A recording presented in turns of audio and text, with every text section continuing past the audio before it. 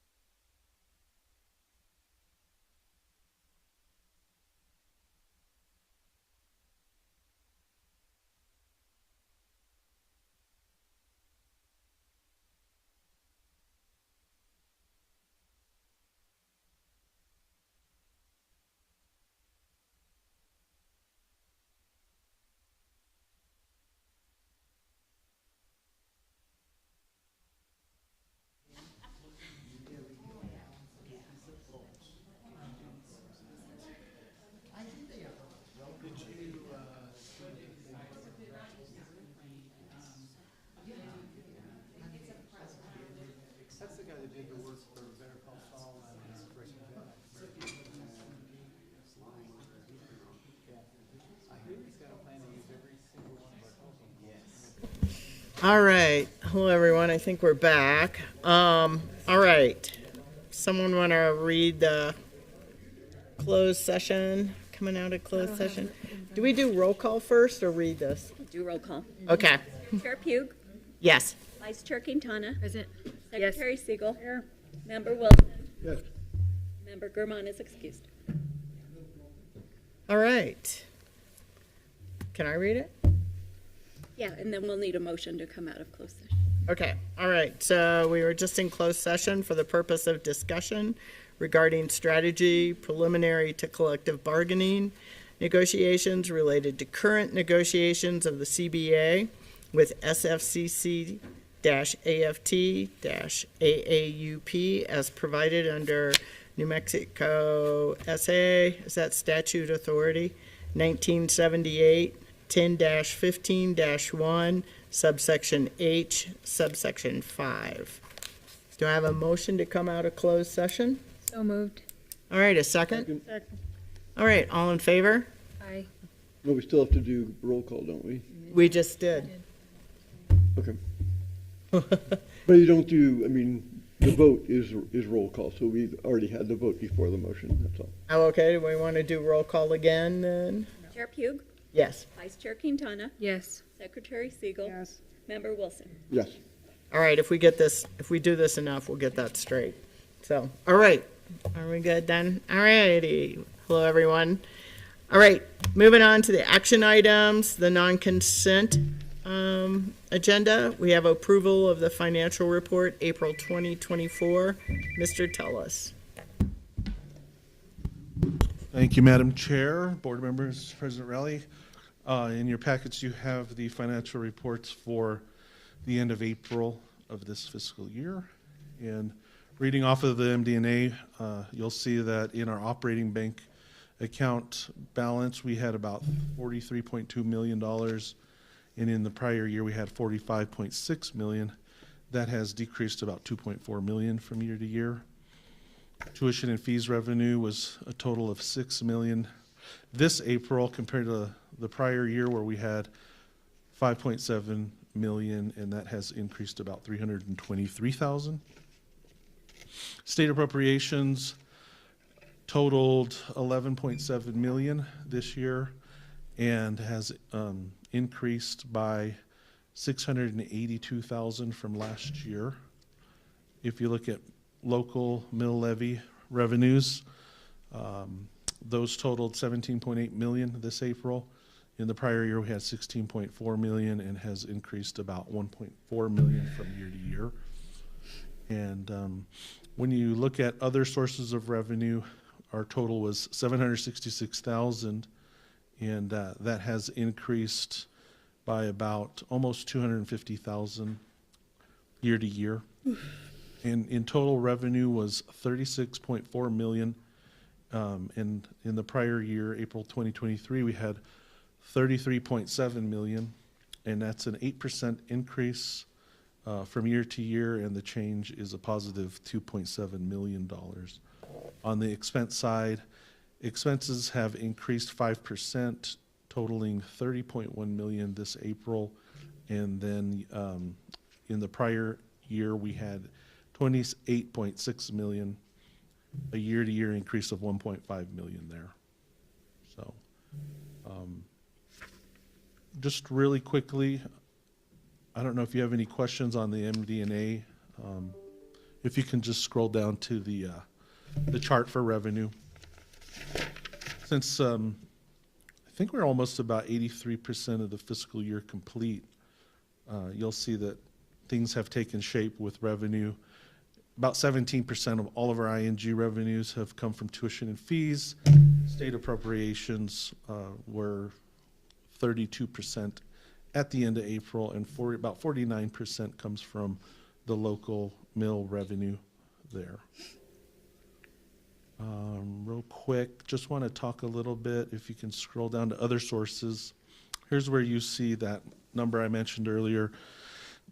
In other sources of revenue, we had $766,000, and of that, we're seeing that our investment income of $415,000 is a portion of that $766,000. And so that investment income is 415,000.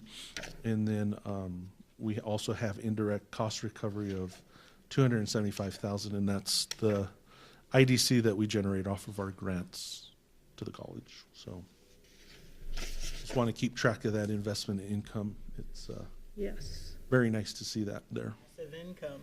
Yep. Very good. Yeah, on expenses in the expense chart, oh, you've scrolled way too far. Go back up to the MD&A. Yeah, keep going up, up, up, up. Right there.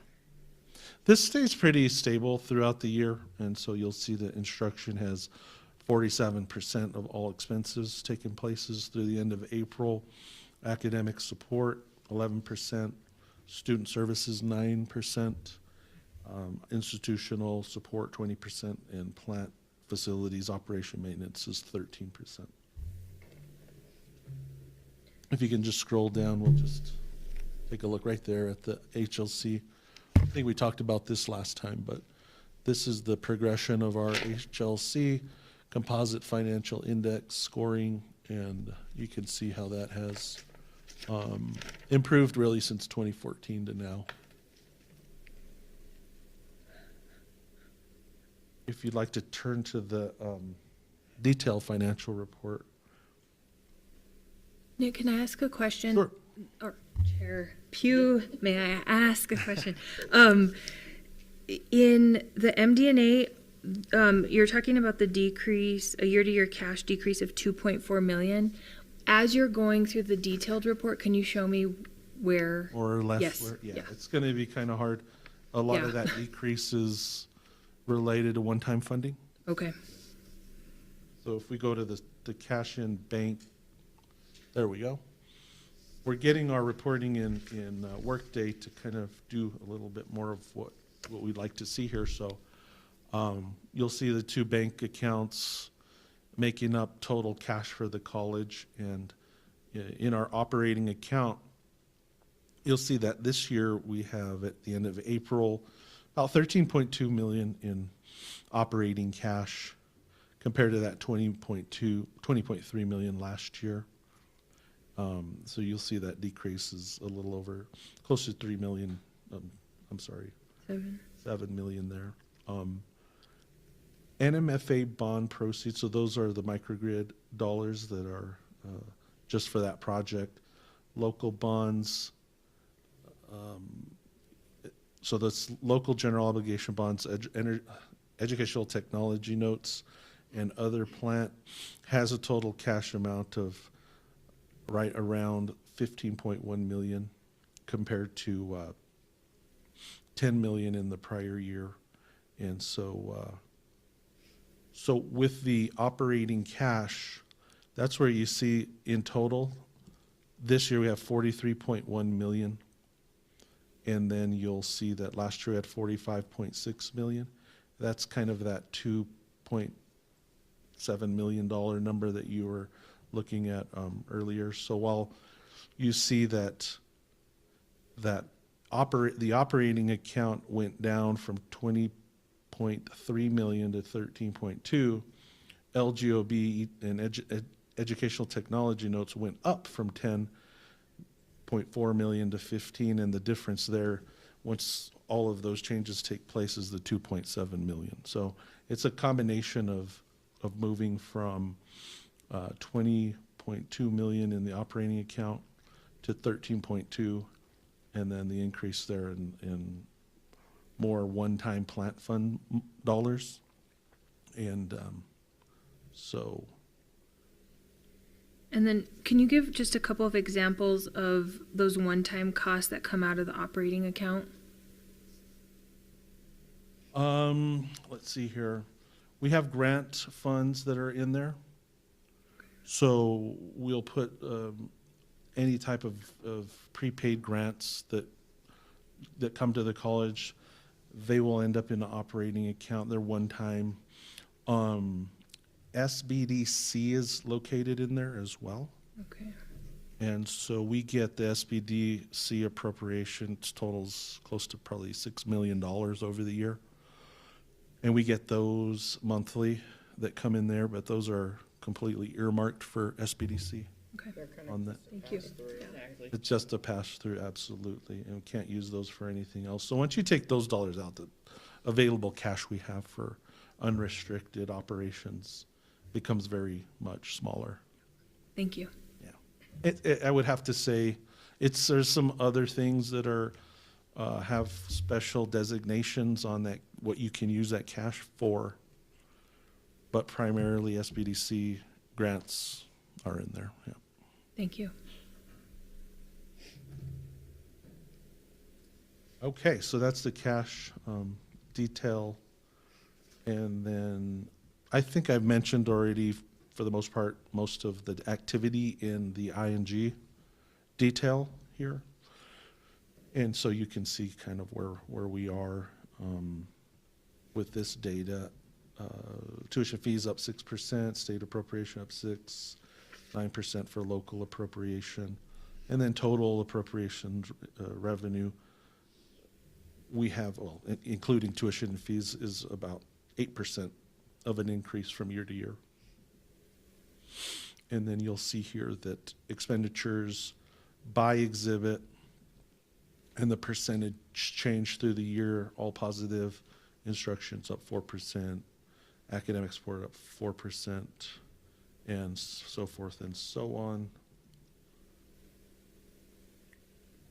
And then we have salaries and benefits there at the bottom of this report, where you'll see that we have total compensation of 25.2 million, making up salaries and benefits this year, and then compared to 22.6 million last year there.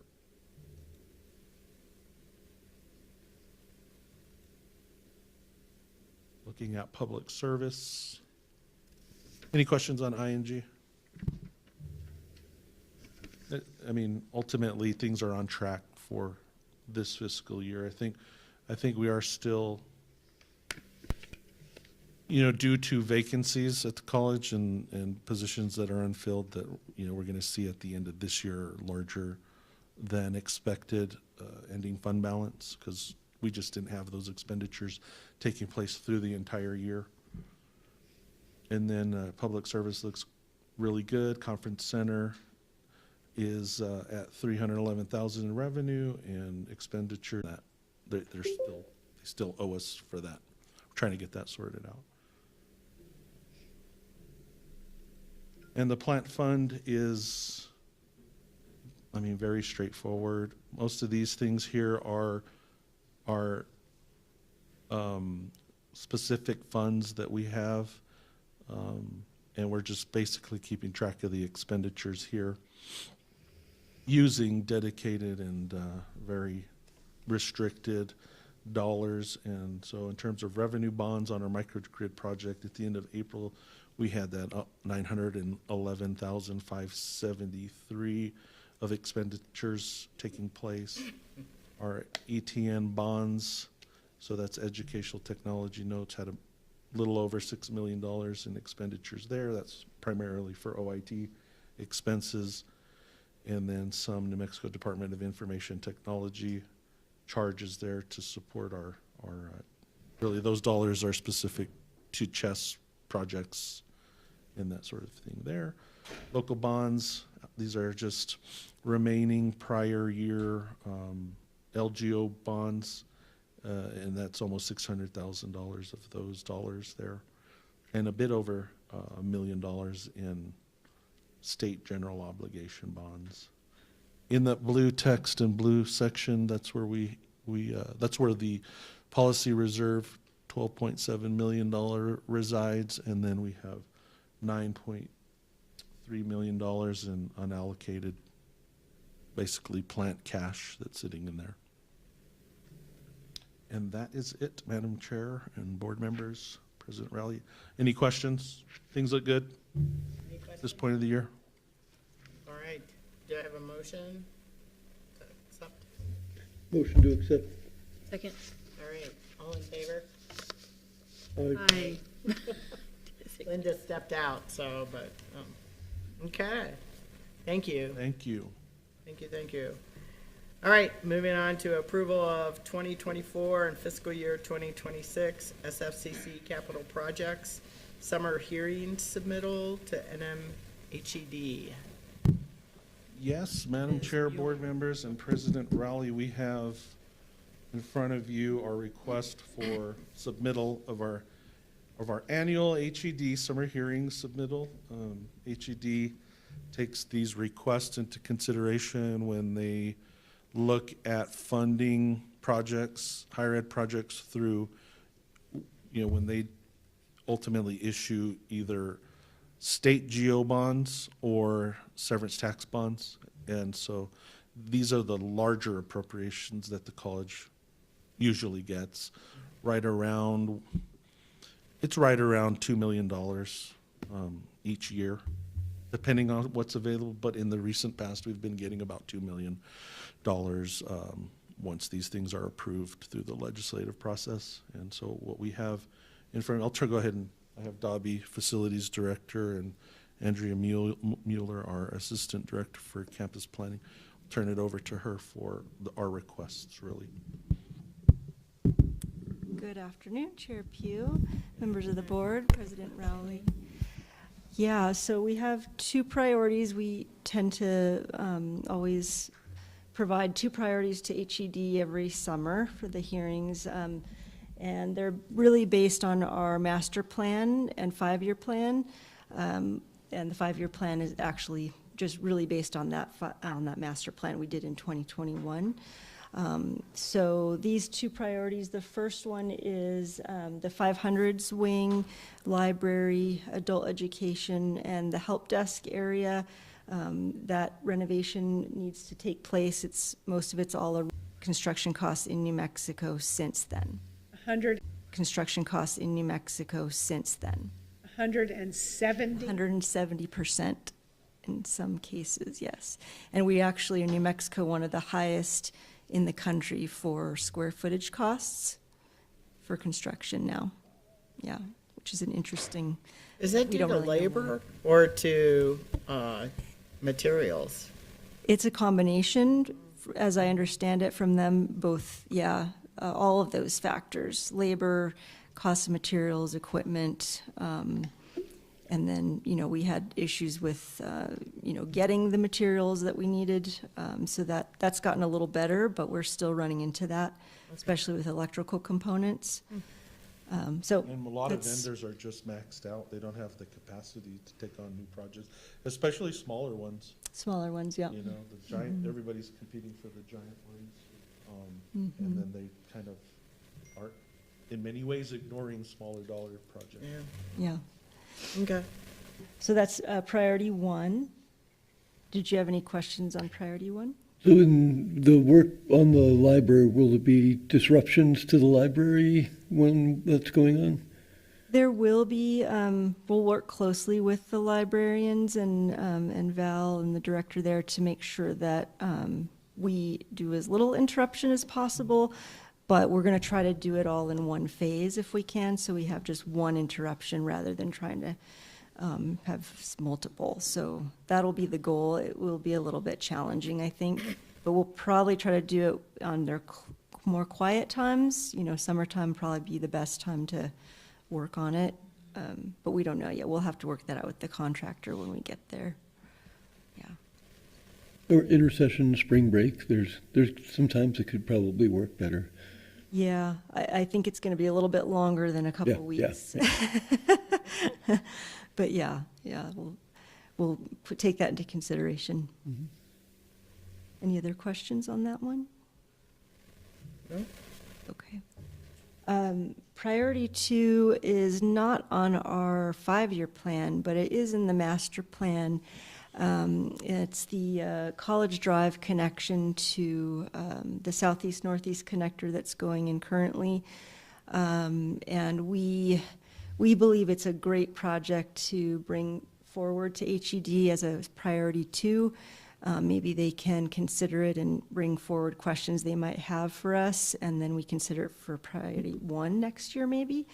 But it's something that the master planners thought would be a great addition to the college, and we think that's true. And so I think we did a pretty good job of filling those questions out for HED. You can read through our justification, but the pricing came back from an engineer that we worked with here at the college, a civil engineer, so we think it's pretty accurate. We've also talked to Ranch Lands and the county about this project, so they're very aware and actually wanted us to start this project last year with them, but there was no capacity to do that funding-wise. So we're looking to hopefully do that in the next 2-3 years would be really great, but we'll see. All right. Questions on that one? Any questions? So, Yeah. So, yeah, Chair, board members. So basically, it's not just the library. So just so you know, it's including OIT across the way. There's some stuff in adult ed we'll be doing, those classrooms. So yeah, it's almost from basically the radio station down is what that's all going to encompass. Big, yeah. All right, did you have a question? I'm just, when you mentioned the ranch land, so are they going to be building out part of the road too, and we're just going to meet together? Or I remember at a hearing a couple of years ago, Warren Thompson was talking about putting in an apartment complex out there, and that he might be willing to pick up more of the burden of the road. Yeah, originally it was supposed to be the apartment complex was going to take care of that, and that's why we weren't supposed to worry about it then. Right. And then they came back and said that the builder, it went bankrupt or whatever, so they're not going to do that. But actually, we own this half of the highway. They own the other half of the street. And so we were going to work together with Ranch Lands. They were going to take care of part of it, and we were going to take care of part of it. Now I'm not really sure. Yeah, and we've met with them and even have had some conversations with the county, because ultimately it's a county road. It's not college property. So ultimately, if anything, the college would partner with the county. Now, it really is apparent to us that the county has a very long, lengthy list of projects on their ICIP plan, Infrastructure Capital Improvement Plan, and this would probably rank down lower on it. So that's why we're just going to propose to HED that it's our priority 2 project. They only fund one. You know, they won't fund both of these projects. And they're more likely to go with our priority 1, which is the library renovations in that additional location. But since we have to put something out for number 2, this is what we're going to submit just to get it on their radar. And so ultimately, I don't think it's very likely this will even happen, but just so that it's for full disclosure, this is what we're kind of thinking. And that's where we're at. I don't know if you have any more to add on that. Yeah, I think Zuby, you remember a little correctly a little bit on that. The original, I guess, agreement when we created the college and Richards there was a partnership there, but the college built out the road. I think that mainly we funded it, and they paid for the engineering fees.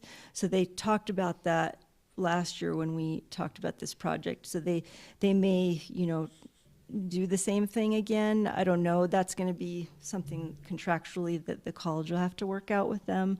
And then any other funding that they may want to partner with us on. Right now, we're asking for the full amount from the state other than a match. But again, I'm sure the state's going to ask the same, or HED will ask the same kinds of questions about our partnership with the county and with Ranchlands. And the construction already has a roundabout with a turnoff that we would be connecting into, right? Correct, yeah, they built it into their plan to be able to do that, yeah. All right. Any other questions? All right, do I have a motion to approve? So moved. All right, second? Second. All right, all in favor? Aye. All right, it's approved. Go forth, do good, good luck. We'll see what they say, huh? All right, thank you. We have no information items, no matters related to SFCC policy. So moving on to the communications section, the faculty senate report.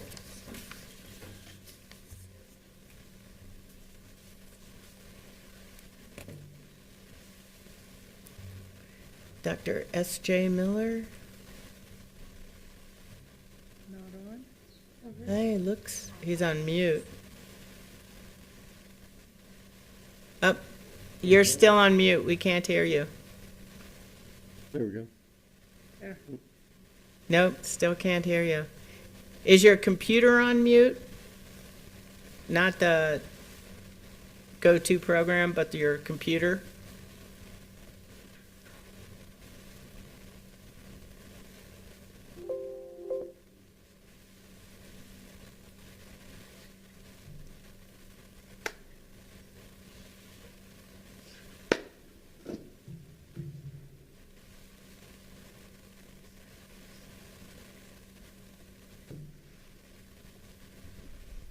Nope, still can't hear you, sorry.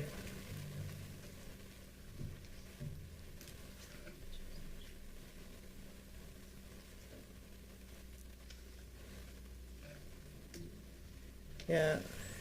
Your microphone's on mute, it looks like on our end. Still can't hear you. Hi.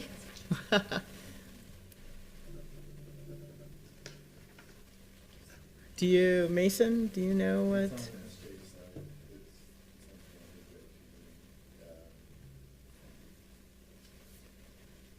Could it be your computer settings? Yeah, we still can't hear you, sorry.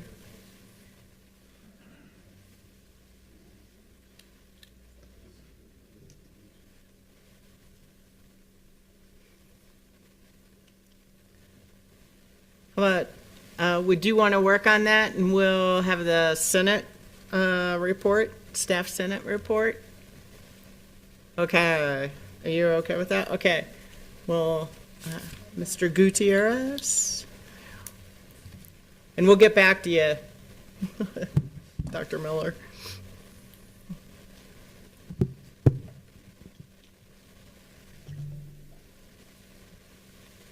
Okay, so good afternoon, Madam Chair, members of the board, President Rowley.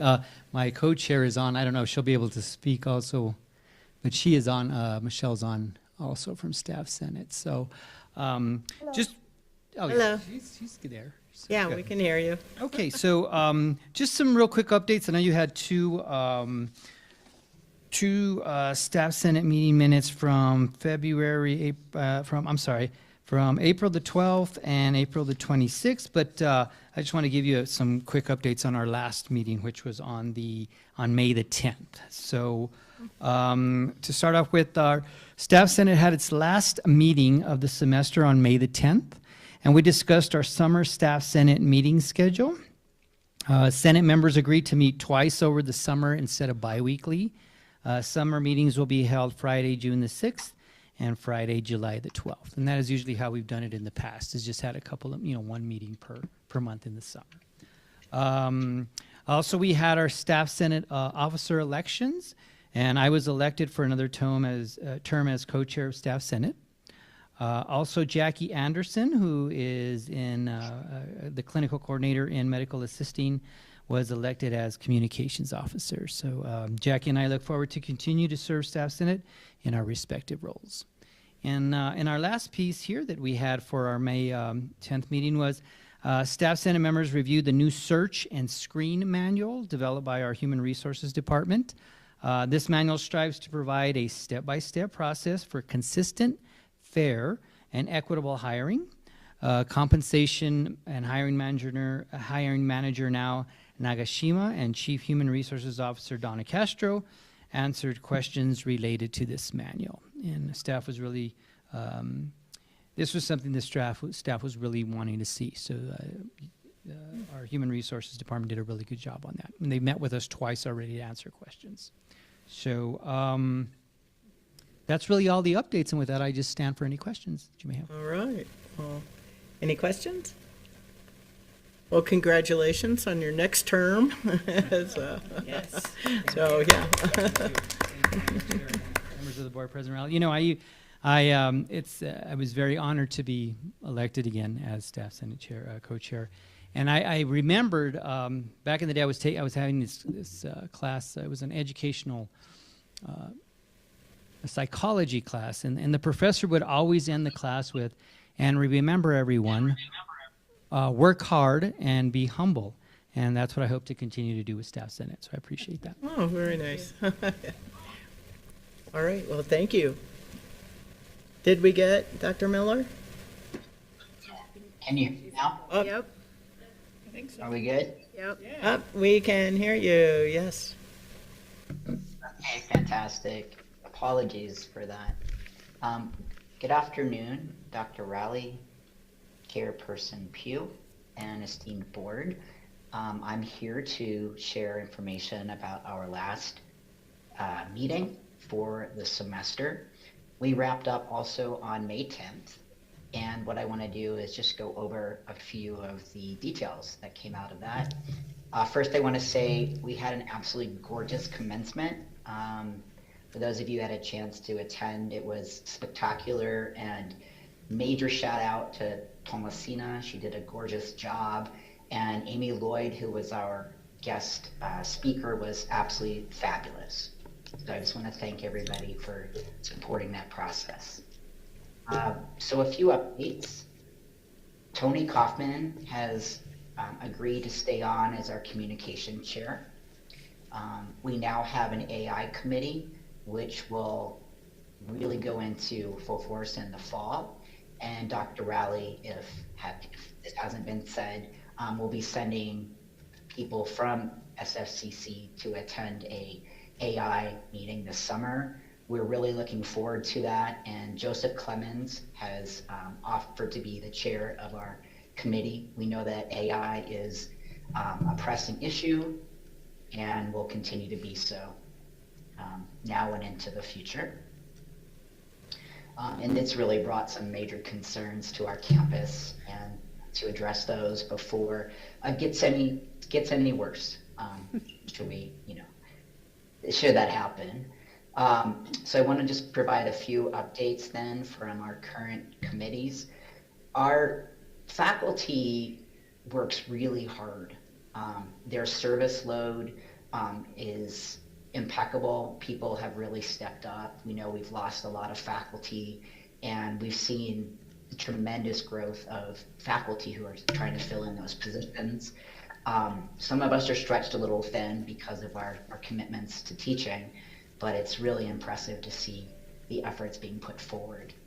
For PDEC, which is the President's Diversities Advisory Committee, we have funding that we are able to support different groups across campus, and staff as we want to put together initiatives that align with the mission of PDEC. And I also want to invite each of you to attend Pride this summer, which is June 29th. We're going to have a contingency. We had a wonderful turnout last summer. So if you're interested in joining us, please let me know so we can meet up with you all and you can help us decorate our not our float, but our Jeep. And we'll be marching as a group. I think last year we had about 22 faculty, staff, and students. So it was quite lovely. And Pride is getting larger and larger every year. In terms of academic rank, I'm not sure how familiar everybody is with this, but people can go up for academic rank promotion, and I think we have 3 or 4 people that intend to go up. It's really exciting to see people motivated by the academic rank work. It's pretty exhaustive in terms of what we're asking people to do, but it's a very thorough process, and they have to go through a committee, and they have to be approved throughout a number of steps. And it takes about, it's a 4 or 5 month process to go up. Portfolios have to be reviewed and then sent around to different people who need to off on that. In terms of curriculum committee, our new chair will be Juliana Santillanes, and we're really excited to have her at the helm.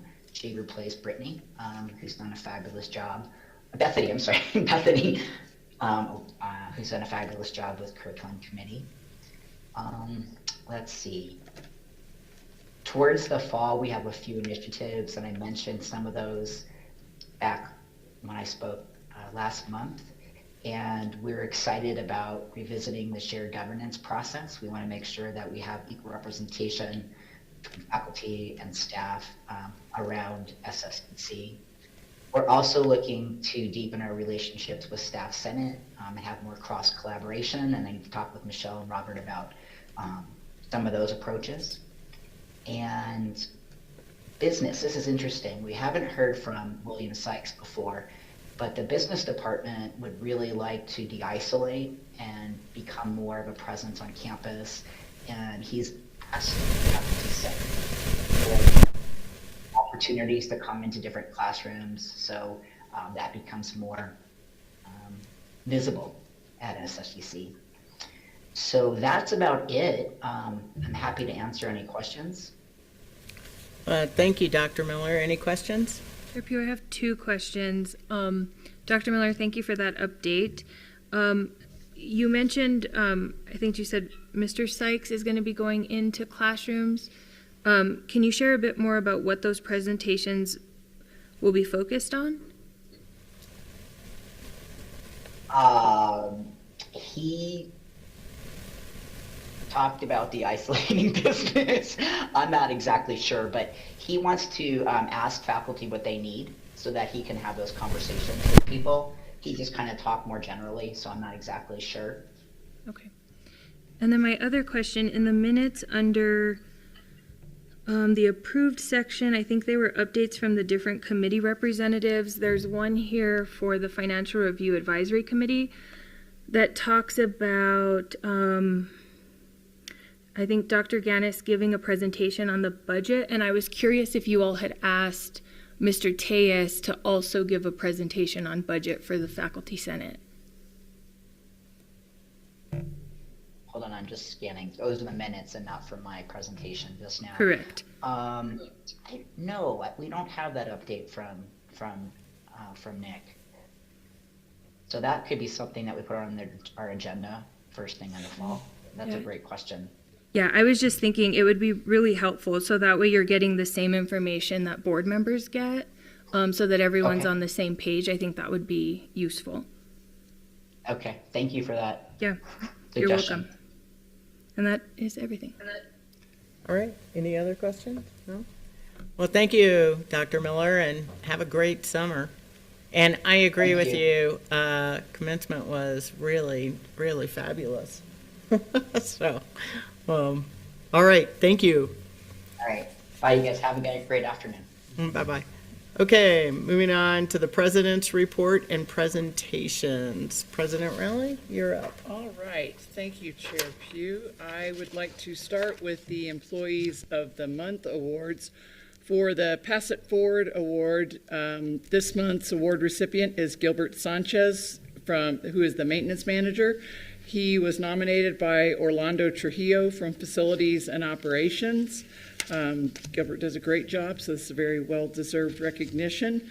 And for the WOW-Gram, Carla Benavides from Financial Services was nominated by Monica Bechtel in Planning and Institutional Effectiveness.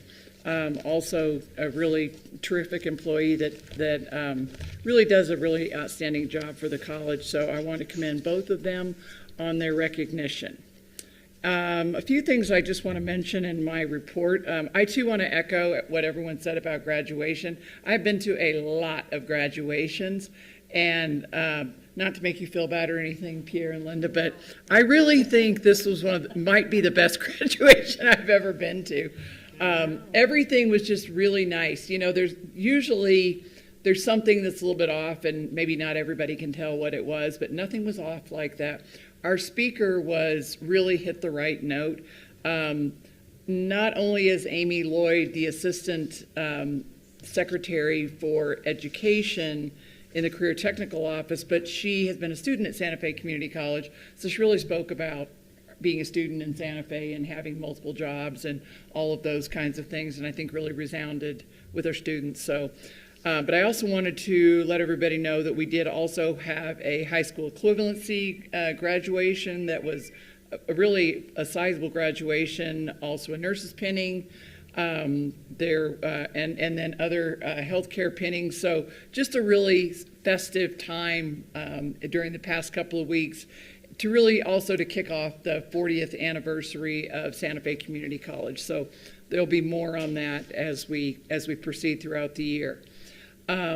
This is going to be, there will be a general obligation bond on the ballot this year, so we are getting started. We have our first meeting tomorrow to talk about the marketing efforts for the bond. I sort of feel like it's a little bit of a pro forma meeting because the marketing people that we hire do all the marketing. But again, it's important that as we get a little bit closer to the election time that everybody can help carry that message forward, because even though the bond, we generally don't have any trouble with passing the bond in Santa Fe County, there are other counties around the state where they do have trouble, and it is a statewide election, and so it's really important that we are on the same page with that. And our project is the campus hub, the student hub. And I think it's about, Nick, is it 3 or 3.5 million? It's a lot more than we normally have. So 3.5, yeah, we don't usually get that much, but we did this time. So that's an important thing for us. And the chairs for this year's committee are Steve Gamble and David Abbey. Right. So that'll be fine.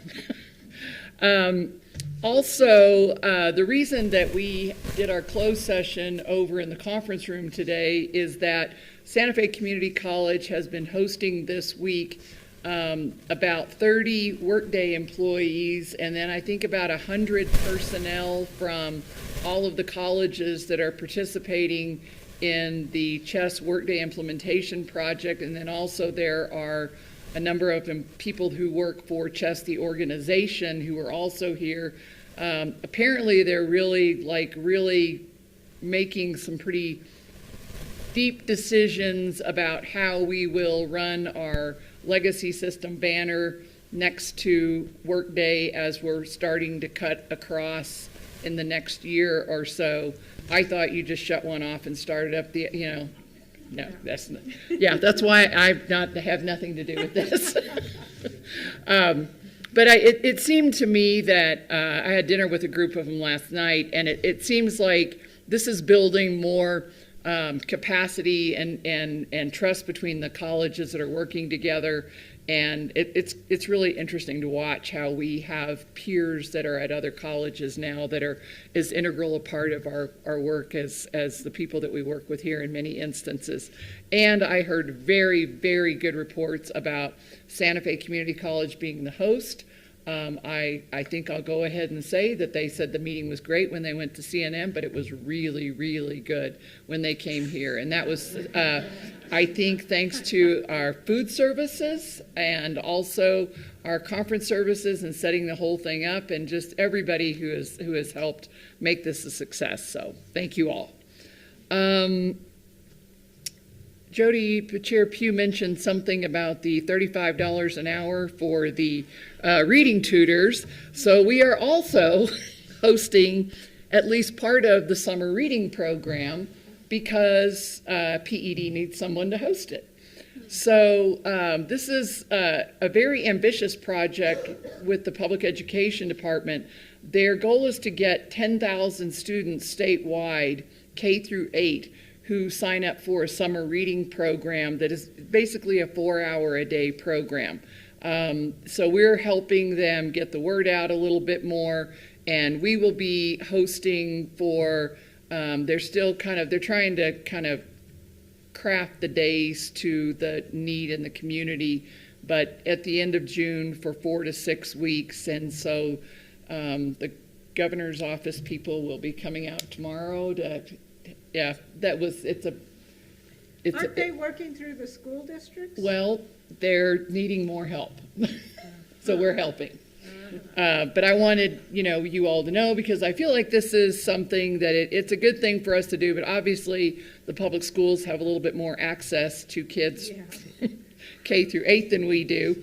But I wanted to mention it too, in case you know people, because they're really trying. I think the program itself will be really good, and we're kind of helping them get the pieces together right now. But I suspect that we will probably have maybe around 200 students. The original phone call I received, they said we might have 1,000, and I was a little bit panicked about that, but I don't think that's going to happen. And why is the governor coming? The governor is promoting it, and it's a big piece of their literacy initiative. And so the HED cabinet secretary called me in a panic, and they need, a place and some support, I think, in kind of getting this. They have the teachers all lined up, I think. And so our teacher ed program has helped with that and everything too. So thanks to Dawn for that. But I'll update you on it because it's big. Is this another duties as assigned kind of thing? Yes. And we need a favor. Yeah. Okay. Voluntold. Yes.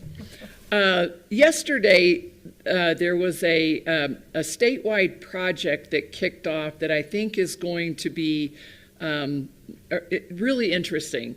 So the Higher Education Department has contracted with a group called NCHEMS, the National Center for Higher Education Management Systems. And NCHEMS has worked in New Mexico kind of a lot over the past 10 or 15 years. And so I think that's probably why they're selected.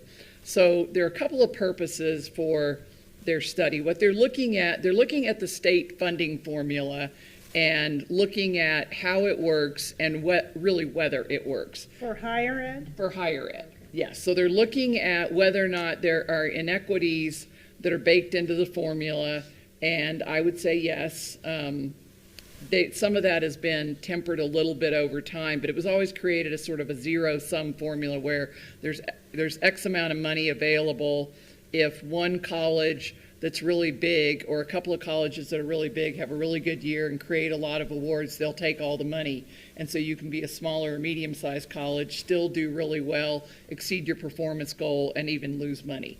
So that part has never been good. But they're going to ask a lot of really important questions about what they refer to as adequacy of funding for all state colleges and universities. So they're going to look at each individual college, look at our budgets, the composition of our budgets, and how we all have varying amounts from local sources, and look at whether or not we get an adequate amount of money to run our operation. And so they'll look at the fixed costs, not just from the facility side, but also the employee side, and whether and how we're staffed and everything. New Mexico Tech did this a few years ago, I think largely to show that they were undercompensating their research professors, and I think that the state has kind of used some of that information to kind of look at, and really LFC has looked at that to study, to kind of talk about the funding for higher education in New Mexico and to look at whether it's adequate or not. The other thing that NCHEMS is really clear on is that they think it's really important that whatever goals the Higher Education Department and LFC come up with for performance-based funding, that they be closely aligned to the goals for the state in higher education. So a few years ago, we were pretty clear on that because the cabinet secretary's goals were more completions. We need more people to have a college degree of some sort. And so they had this thing they called the Road to 66. And so they were trying to get 66% of the state to have some kind of a college credential. And so the formula incentivized completion.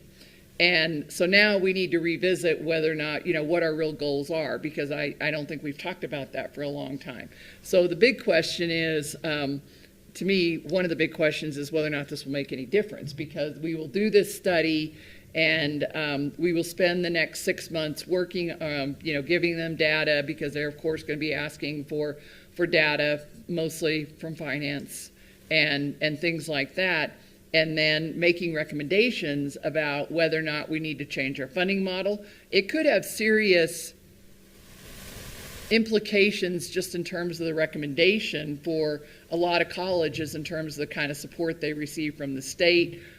Whether or not there are some colleges that, we ask, I think there's serious question about whether or not they receive enough money to even stay open and to function at all.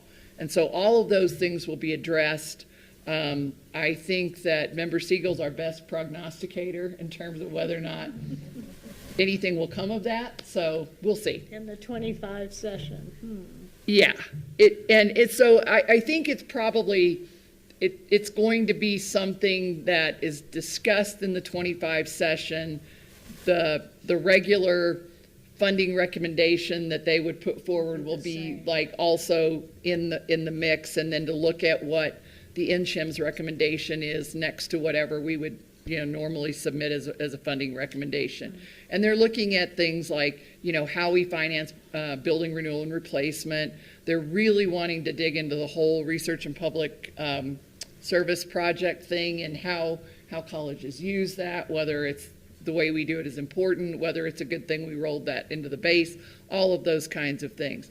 I do think that this group is very, very familiar with New Mexico and very familiar with the way that we have run higher education funding for the past 15 years. I don't know if it's a good thing or a bad thing that I remember Dennis Jones doing this work for higher education a long time ago in New Mexico.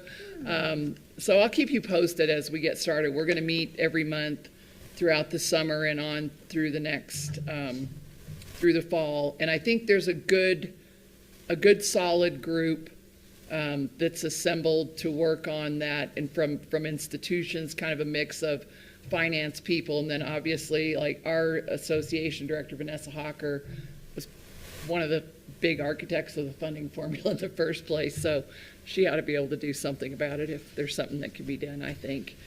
So I'll keep you posted, but I think it's very interesting, and we haven't done this in a really long time, so something might come of it. Yeah, so that is all that I have in my report, but I'm happy to answer any questions about that or the report that was submitted with the packet. Okay. Any questions? All right. Okay. Thank you, President Rowley. All right. Next section, board reports, discussions, other business. For the board, sent out the board evaluations and the president evaluations should be in your inbox. I've asked that you return them to Audrey by the 29th. So you have a 3-day weekend in there. Just saying, even though it's a holiday, I know. So, yeah, sorry. All right. Any other board reports or discussions from any other board members? Anything? Where is the retreat going to be? I'm not sure. Do you know, Becky? Have we settled on a place? Audrey and I will come up with some. Okay. So, this one we have typically done here, and we can, if it's up to you all. I mean, we can find another location. Okay. We can talk about it after the meeting. Okay. And, alrighty. Any public comments, Audrey? There are no public comments. All right, thank you. And then just announcements, the next, the governing board work session will be June 12th at 3 p.m. Pierre has agreed to run that meeting since I am out of town. Thank you, Pierre. You're welcome. And then the governing board retreat is June 18th, where it will be announced. And then the governing board meeting, June 26th at 3 p.m. So unless there's anything else, I think we're ready to adjourn at 10 after 5. I move to adjourn. Move to adjourn. Move to adjourn. Second? Second. All in favor? Aye. Aye. Adjourned. Woohoo!